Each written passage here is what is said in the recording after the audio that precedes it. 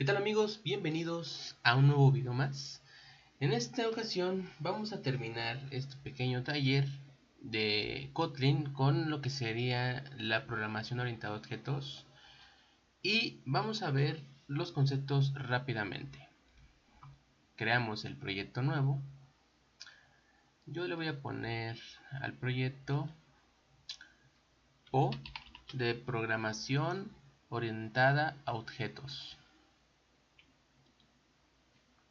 Esperamos a que cargue.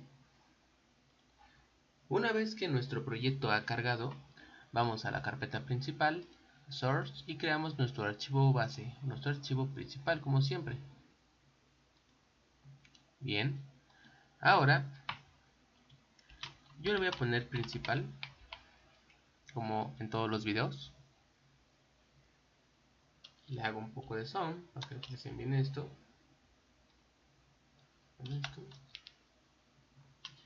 Y bueno, básicamente, ¿qué es la programación orientada a objetos? La programación orientada a objetos es abstraer algo, cualquier entidad, cualquier cosa, en pequeñas funciones o atributos. Por ejemplo, un objeto es cualquier cosa. Por ejemplo, un automóvil es un objeto.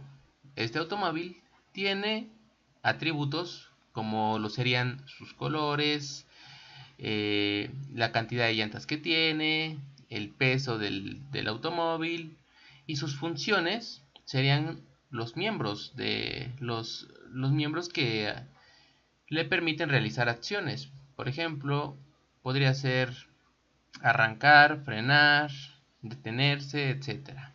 ¿Ok? Entonces, en Kotlin nosotros definimos las clases de la siguiente manera. Primero, la palabra reservada class. Bien. Seguidamente, vamos a especificar un nombre de nuestro objeto. Entonces, este nombre tiene que empezar por letras mayúsculas y sería de la siguiente manera. Persona.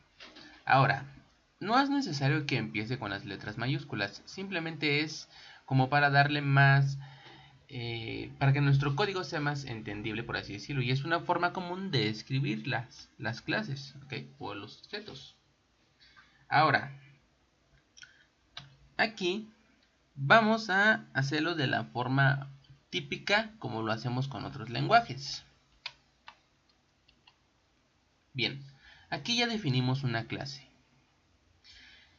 Ahora vamos a escribir miembros de la clase y los miembros se van a dividir en atributos y funciones o métodos. Entonces, primero yo voy a definir sus atributos. Por ejemplo, un atributo de la persona sería, por ejemplo, su nombre. Entonces, var nombre, acuérdense de esto, dos puntos, el tipo de dato, y, por ejemplo, podemos dejarlo así sin inicializar o asignarle un valor. Por ejemplo, lo inicializamos con un valor vacío, por así decirlo. Ahora, otra propiedad, por ejemplo, sería su género, por ejemplo, para cambiar.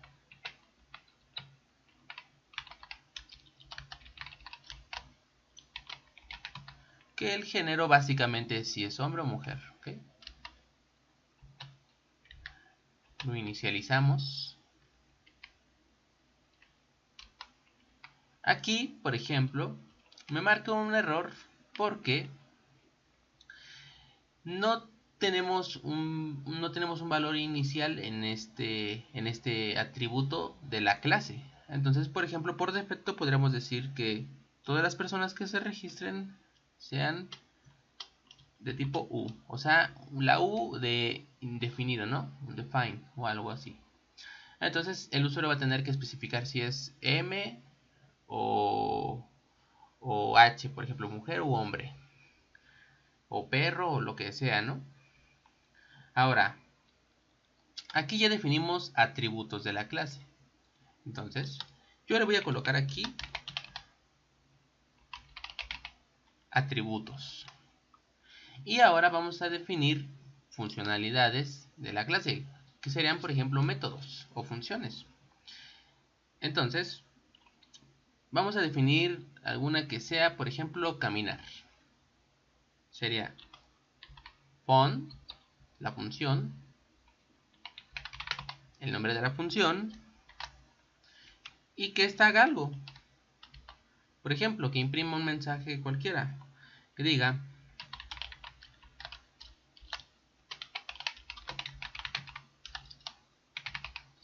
estoy caminando, así de sencillo. Entonces aquí ya definimos atributos y funciones de esta clase. Ahora, ¿cómo creamos una o cómo ejecutamos estas funciones de esta clase o cómo accedemos a estos atributos? Bien, voy a quitar un poco de zoom para tener más espacio y puedan ver. Creamos nuestro método principal, public static void main, y damos tab y vean, se crea el método como en otros editores. Y ahora vamos a hacer algo que se conoce como instancia de una clase o crear una variable de una clase. Sería de la siguiente manera: val, acuérdense, y esta variable val de tipo, o sea, que es inmutable, va a tener un nombre. Por ejemplo, yo le voy a poner Jennifer, seguido de la asignación, y ahora va a ser de tipo persona. Así de sencillo. De este modo, yo creé una variable de esta clase. Es como si, por ejemplo, yo creara una variable que se llame n y sea igual a 5. Es particularmente lo mismo, solo que nosotros no vemos aquí en Kotlin una clase que se llame números. En este caso ya están definidas de fondo y son clases, por ejemplo, que se llama integer, que es la clase que ya está ejecutándose de fondo, ya está cargada. Por eso puedo hacer esto. Lo mismo pasa con esta clase, pero esta clase es una clase que nosotros creamos propiamente. Ahora, ¿cómo accedo a estos atributos? Bien, podríamos hacer lo siguiente: Jennifer, seguido del operador de punto, que nos permite acceder a las propiedades o métodos de esta clase. Y como pueden ver, aquí tenemos las propiedades género y nombre, y también sus métodos, en este caso que sería caminar. Ahora yo voy a ejecutar, yo voy a, por ejemplo, a cambiarle el valor a nombre. Por ejemplo, si yo lo hago así, si yo nada más lo dejo así, estaría preguntando cuál es el valor que almacena nombre. Pero yo le voy a asignar un nuevo nombre.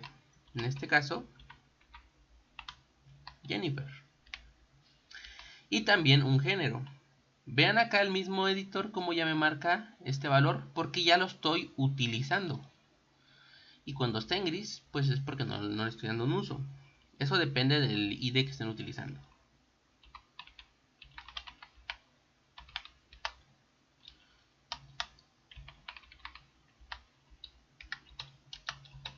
Como es de tipo char, utilizamos comillas simples. Y su género de ella sería pues mujer. ¿Okay? Bien, aquí ya accedí, aquí ya establecí sus valores de este objeto llamado Jennifer, ¿okay? De la clase persona. Ahora, por ejemplo, voy a acceder a algo de su funcionalidad, como sería caminar. Entonces, y así de sencillo accedo a su función. Vamos a ejecutar esto para ver qué pasa.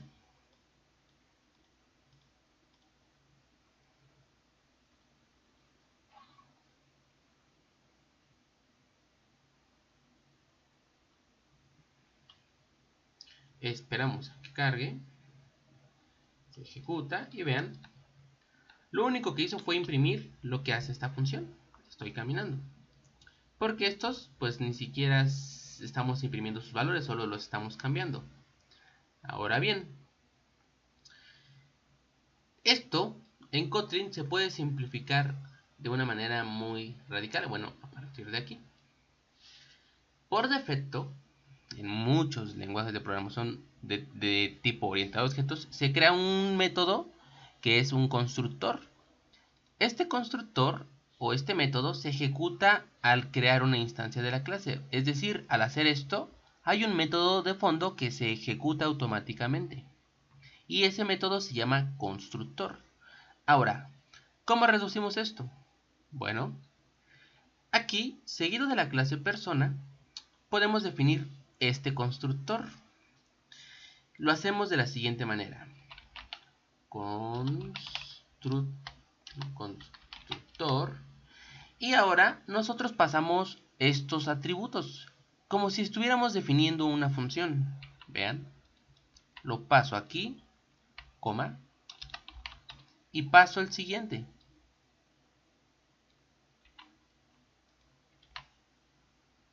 Ahora voy a eliminar estos para que no me marque ningún error.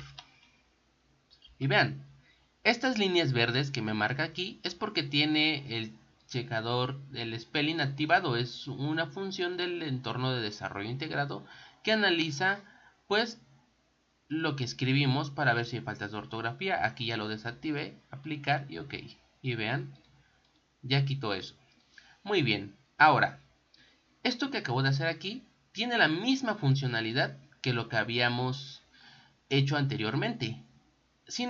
Más bien, en cambio, aquí me marca un error porque este constructor me pide dos parámetros, que sería el nombre y el género. Y estos tienen que ser pasados aquí al momento de hacer la instancia, como si nosotros creáramos o hiciéramos la llamada a una función. Entonces, yo voy a quitar esto de aquí, control X, control B, control X. Vean, el mismo ID ya me marca el parámetro, que sería el nombre, coma, control B, y vean, género, que son los parámetros que me solicita este constructor.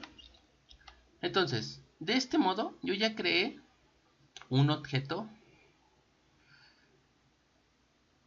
de otra manera, por así decirlo.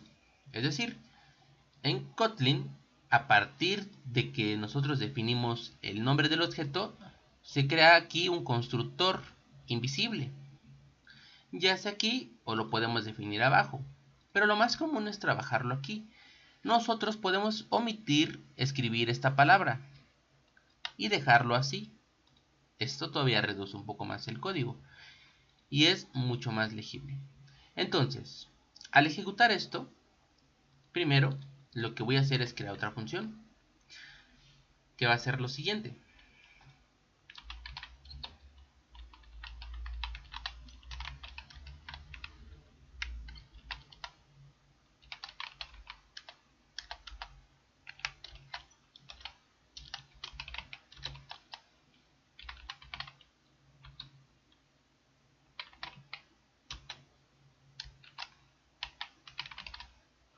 Bien, esta función imprimir info lo que va a hacer es escribir el nombre y decirle qué género es, M o H, el género que ella coloque.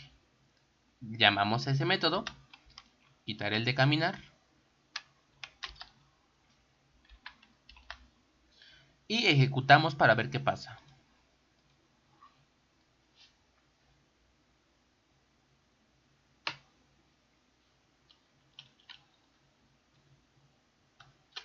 Como pueden ver, tiene la misma funcionalidad que la otra forma en que utilizamos, pero esta forma es recomendable que la trabajemos porque, por ejemplo, hay otros tipos de clases que pueden investigar, que son clases enumeradas o clases data. Estas clases se utilizan solamente para acceder a la información o para establecer información, pero esos son temas extras que ustedes pueden revisar. Esto es lo primordial, entender esta estructura. Ahora, nosotros podemos definir uno o más constructores, los que quieramos. Es decir, si aquí ya viene un constructor por defecto, que será el constructor 1, yo puedo crear otro constructor. Obviamente, este constructor nuevo que yo genere, me va a pedir que tenga lo mismo que el primero. ¿Qué quiere decir eso? Bueno, voy a crear el segundo constructor y le voy a poner así. Ay,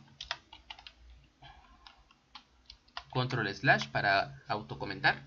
Y ahora, usamos la palabra reservada. Y este constructor me dice que obligatoriamente tengo que tener lo mismo que el primero. Y aparte, algo diferente. Entonces, si me dice que tengo que tener lo mismo que el primero, tengo que crear variables similares. Que sería, por ejemplo, las voy a diferenciar con un signo de guión bajo.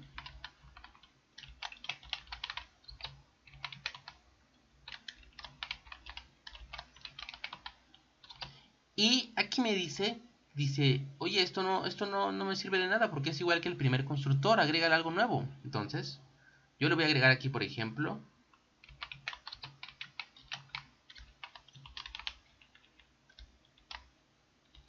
y aquí, muy importante, voy a reducir el sum.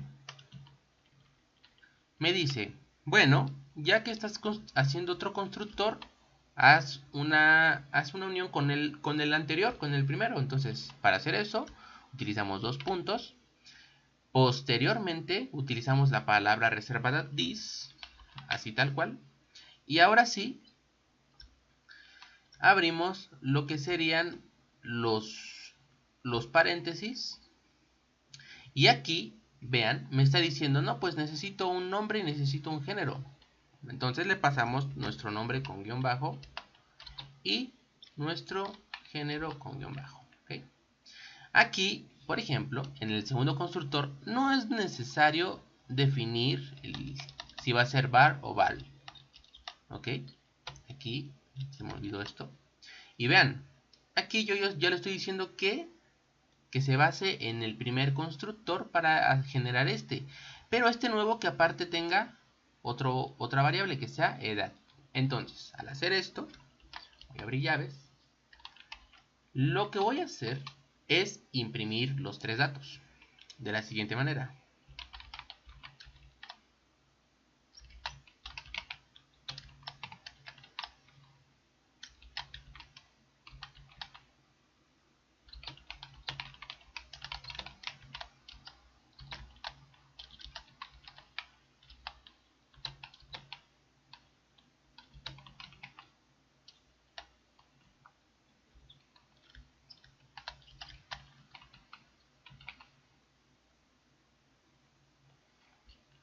Bien, como pueden ver, a diferencia del primer constructor, que lo estamos instanciando aquí, vamos a ver qué pasa con el segundo constructor o cómo accedemos a este constructor. Digo, aquí no me marca error y vean, es porque estoy accediendo a este constructor, pero ¿cómo lo hago para acceder al segundo?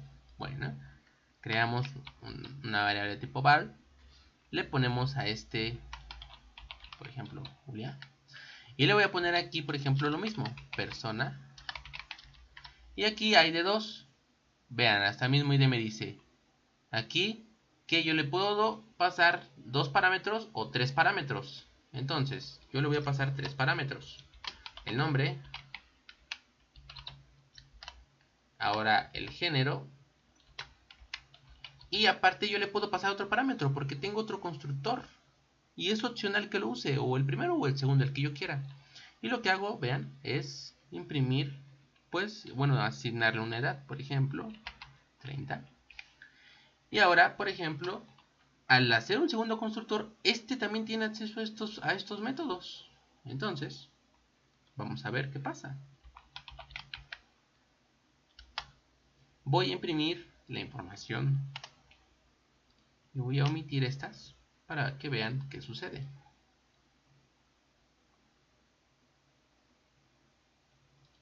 Vean, imprimió la información de ella. Obviamente, como yo en este constructor, tan solo al hacer la instancia de este objeto, vean que se ejecutó lo que tenía de código dentro del constructor, que era el print line de hola, su nombre, coma, tu género es, el género y tu edad. Y aparte de eso, yo pude acceder a un método de esa clase. O sea que al momento nosotros de instanciar, o más bien de instanciar una clase, lo que se ejecute dentro de ese constructor automáticamente va a aparecer aquí. Ya después, si nosotros queremos acceder a otros métodos, como el de imprimir información, pues vean que pasa esto. Ahora, ya para finalizar, algo extra, y esto es opcional. Las clases en Kotlin tienen un método que se llama init. Y este método se ejecuta antes de nuestros constructores, mucho antes. Entonces, para visualizarlo mejor, voy a hacer lo siguiente. Voy a borrar estos métodos, solamente para que vean qué pasa. Voy a borrar el código de aquí. Y vamos a ver qué sucede. Quito esto. Entonces, el método init se ejecuta mucho antes de mis constructores. Vamos a ver si es verdad. Voy a imprimir aquí un mensaje que diga ejemplo.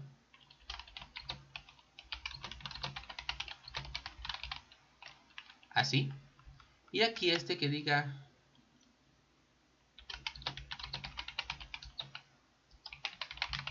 por ejemplo, ¿no? Ahora voy a crear la instancia o una instancia de cada uno, de cada constructor, del primero y del segundo. Y van a ver que esto se va a imprimir dos veces, porque init se ejecuta para cada constructor. Vamos a ver si es verdad. Voy a generar una variable poval que se llame Vivi. Y este va a ser igual persona. Y vamos a usar el primer constructor que solamente lleva dos parámetros y sería después el género que sería mujer. Y ahora el segundo constructor sería, por ejemplo, y este le vamos a pasar los tres parámetros. El género va a ser y su edad va a ser de 25, por ejemplo, ¿no? Ahora, vean lo curioso. Tan solo con hacer esto, este mensaje se va a ejecutar dos veces y después el del constructor. Vamos a ver si es verdad. Vean. El mensaje se ejecutó dos veces porque init se ejecuta para cada constructor, tanto para el primero como para el segundo. Y después de que ya se ejecutó init, vean que se ejecutó dos veces para cada constructor. Ahora se ejecuta el mensaje del constructor que tenemos aquí. Y de este modo es como funciona un objeto. Básicamente, digamos que una clase o un objeto es un molde. Y de este molde podemos sacar muchas copias. La ventaja de la programación orientada a objetos es que nos ayuda a ahorrarnos mucho código, nos ayuda a tener un proyecto mejor estructurado y además hay muchas funcionalidades que podemos hacer con él, desde herencia, polimorfismo, entre otras. Esto sería todo por este pequeño curso. Espero que les sirva de algo y ya saben que cualquier duda pueden dejarla en los comentarios. Con gusto se las voy a atender. Nos vemos hasta la próxima.